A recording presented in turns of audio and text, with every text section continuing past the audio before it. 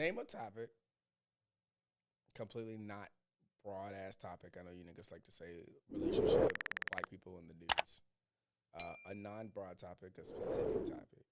As a musician, because you are a very talented producer. What did I do on 41 when I played the song Obsessed? And I was like, let me stop it right here. Let me make sure you know that this song was produced by Suess, written by Suess, sung by Suess, all of that. Shit. Because that's what he was seeing. There it goes. That's the same shit he would do if he was here right now. Exactly. Literally. Same energy. But you being the content creator of multiple platforms, what do you think is the one specific topic that you feel like you could produce the most content about?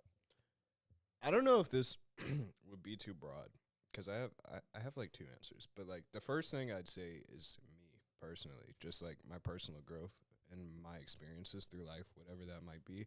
Would you say that's too broad? I feel like that's pretty. Personal growth? No. Me? Yes. Okay, then personal growth. And I feel like that can go into a lot of different areas, like, my personal growth and relationships or my... It's a story, though. Yeah, absolutely. That's something that I'm getting better and better at. And I think as an artist is something that, naturally you grow is being able to tell your story better. And, I could talk about myself forever, obviously. That's broad. Yeah. You're broad. Another thing I'd say, like, honestly, I'm a little bit of a simp, so I could, like, talk about love all day, like, for real. Like, that's broad. Is that broad? Mm-hmm. What stages of love do you feel like you can draw the most content from? Either like... That was a good question, right? No, that was a really good question. Yeah. I really like that question. Either, like, I'd say whatever the, like, first stages of love is, like, when you're... Bliss? Yeah, that's a Puppy great love. word. When you're, like, completely blind and just... Bliss? Overwhelmed. Bliss. You're just going to find more other words to say. Yeah. I mean, or infatuation. Or heartbreak. That part of love. I can write a lot about. That shit be hurting. You are a simp. I didn't mean to laugh by the way you said it. I'm a simp, and it's okay. No, it's I've not. come to terms with it. There's absolutely not. We'll see now when you say simp. We've come to an understanding as to what a simp is. A simp is like you will bash other men for the sake of getting some pussy. Oh no! I'm not That's a simp. what a simp I'm is. not a simp.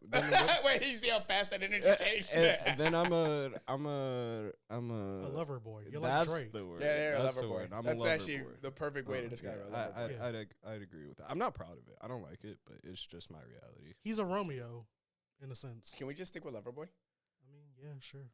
It's your show. That it is. Suits That the is. lover boy. I would say name an album that, but like no, Name a what? an album that That like. lover boy. But you can't do Oh, that. I see. I could. Wait, is there already an album called Lover Boy? What was Drake's latest album?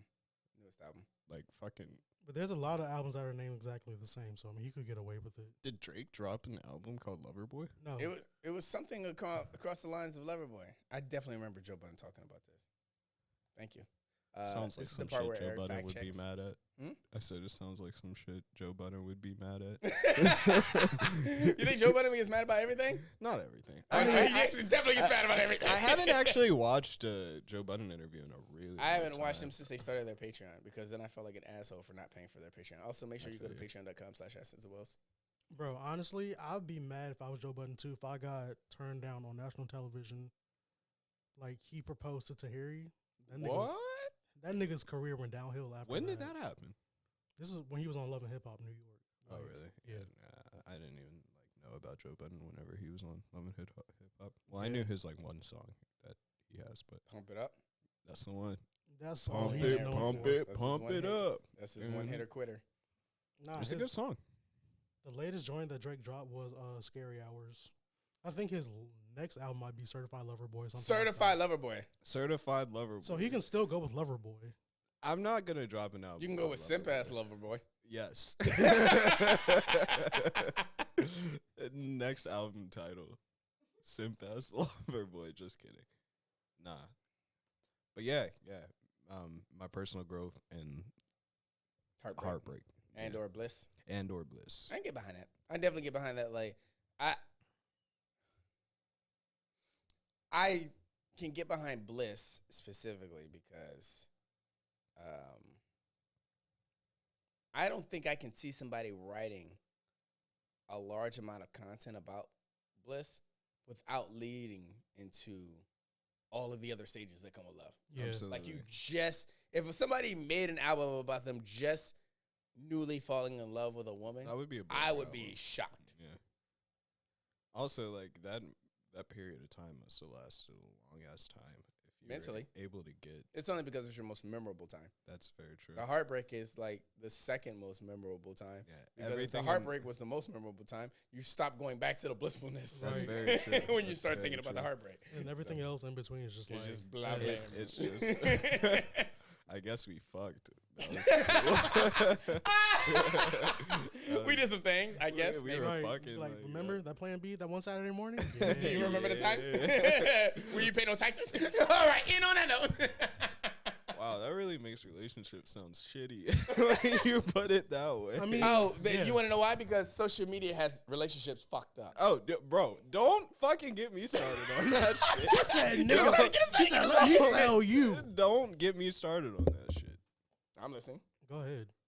Tell us, old heads. I just like I was I guess we didn't really get into it, but I just think like social media has like so many different minds. Not even just relationships or the way that like people carry themselves or the relationships or what people expect from relationships. Like I feel like real relationships or like commitment isn't really I mean, in my experience recently, like isn't a thing that like people are interested in anymore. I don't know.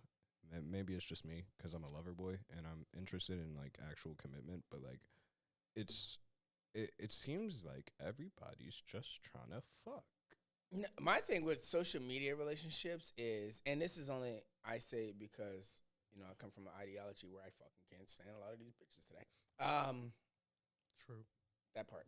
That part. When I see these relationship things, like a woman can never do something for a man without there having to be a boss ass bitch energy kind of thing behind it. The way social media presents it. Like whenever a woman does something for her man, it's like, cause I'm that bitch kind of thing. I does this for my man.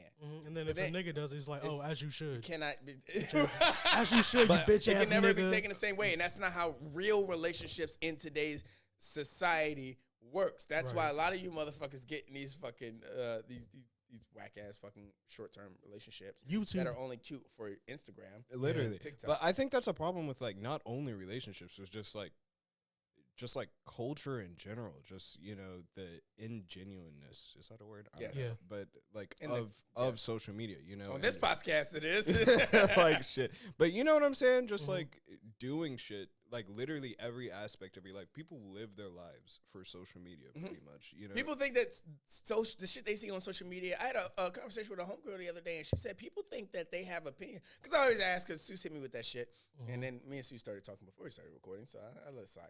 But now I can use it.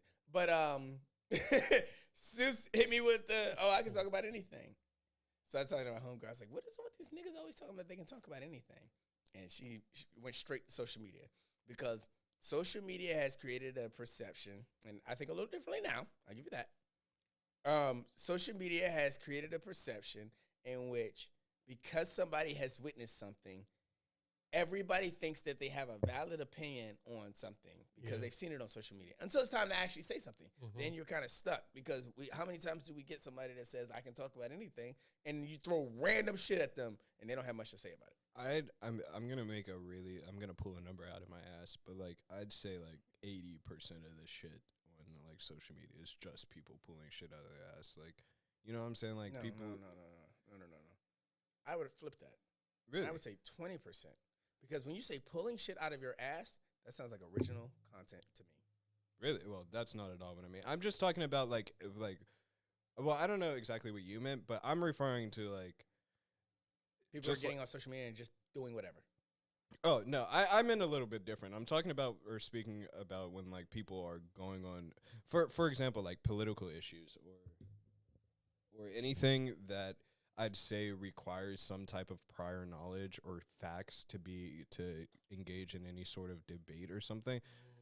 No one people are so confident in bullshit. You know what I'm saying? Yeah. You know what I'm saying? Like without doing any research. Like I see like full on arguments of just bullshit. Like both sides just bullshit, just false facts, things of that nature. You know what I'm saying? And I feel like it's really normalized to just be able. Remind me to come back to 6-second generation. Okay. 6-second generation.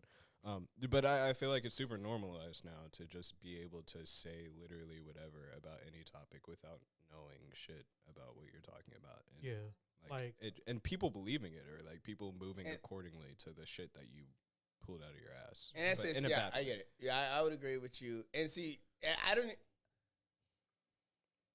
But see, I can't even say pulling shit out.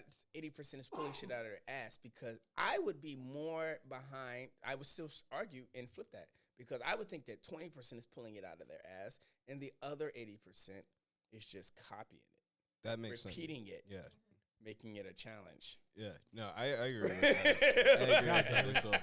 I agree with that. I mean, it starts from somewhere. It's got to start, and I think that's the 20%. Yeah. I think there's always 20% of this dumb fucker came out and said some dumb fucking shit, and now all the rest of the dumb fuckers are repeating what that dumb fuck said. But what happens when the dumb fucker that's saying random shit or like just false shit is the media or like our political leaders? That's literally where we are. Exactly. It's fucking crazy. Just a matter of who your media provider is. Exactly. Right, like it could be Fox News. It could be MSNBC. It could be our Sins and Woes. Like prime example, we were talking about this off camera, how Usher's doing like his residency in Vegas starting on the 16th of July. Like, you know, the whole Usher controversy about him like throwing Usher dollars or whatever, right? No. So this happened like, I guess, over the weekend or whatever. So apparently Usher was at a strip club. And this one. Shut the fuck up. But yeah, Usher, he was at the strip club, and this one stripper, she was like, she took a picture of this $100 bill that had Usher's face on it, not knowing the backstory of it. Tastes like candy. I can feel it when you walk. Even okay, I'm sorry. You've practiced that. You're pretty. Honestly, that was pretty good. That's one of my favorite songs.